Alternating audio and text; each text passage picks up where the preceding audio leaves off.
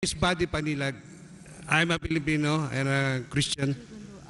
I just want to ask Doctor regarding this Maryam. Maryam gave birth to Jesus, right? I just want to know if it is mentioned in Quran, how was Jesus given to Maryam? Is it mentioned in Quran? That's all, Doctor. Our Christian Filipino brother has asked a very good question. He wants to know about Maryam alayhi salam. How did she give birth to Isa alayhi salam? And what does the Quran speak about that? Yeah. Brother, if you read the Quran, there is a full chapter called as Surah Maryam. Chapter by the name of Mary, who was the mother of Jesus Christ, peace be upon him. If you read the Bible, out of the 73 books of the Bible, out of all the 66 books of the Bible, there is no book by the name of Mary or Maryam. Yes. There is no. But if you read the Quran, there is a chapter by the name of Maryam, that is Mary, the mother of Isa alayhi salam.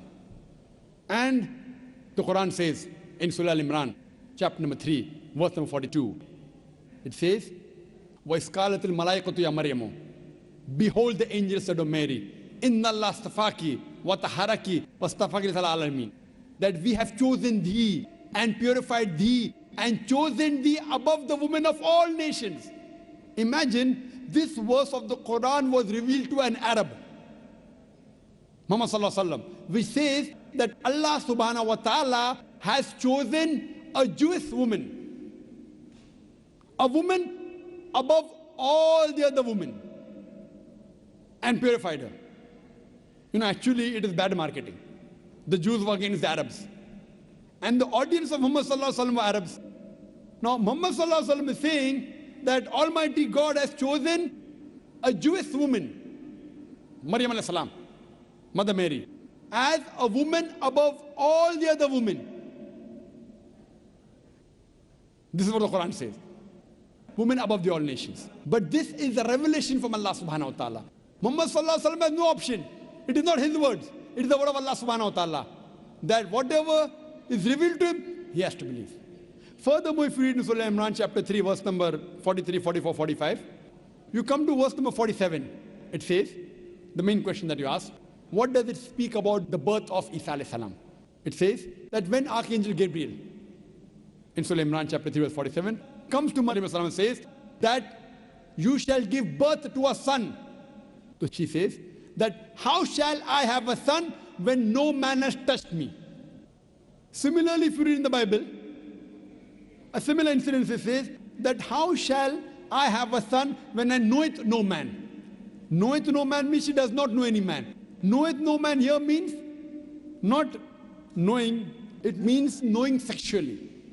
We understand the language of the Bible.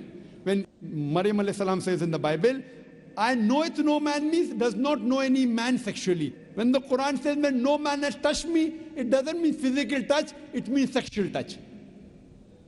That no man has touched me. But then the Quran continues. إِذَا كِذَا أَمْرًا, that when Allah decrees a matter, فَإِنَّمَا يَقُولُ كُن فَيَكُونُ, Allah says be and it is. When Allah decrees a matter, He says be and it is. So Allah says, when Almighty God willed that she should give birth to a son, it takes place. Kun fayakun, be and it is. So the birth of Jesus Christ, peace be upon him, was a miraculous birth. It was a miraculous birth. There was no male intervention. That's why we believe that Isa alayhi salam was born miraculously without any male intervention.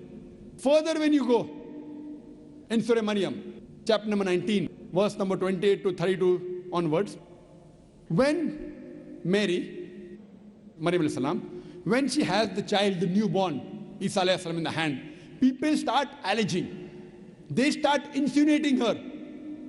And they tell her that how come you have the son? You come from the family of Harun alayhi salam, from Aaron. How can you do such a low thing, trying to insinuate her that she did adultery? The people started insinuating her that this woman, without marriage, she had a child, insinuating that she did adultery. She was speechless, she could not reply. Immediately, Isa alayhi salam from the arms of his mother, he replies and says that I am a messenger of Allah subhanahu wa ta'ala.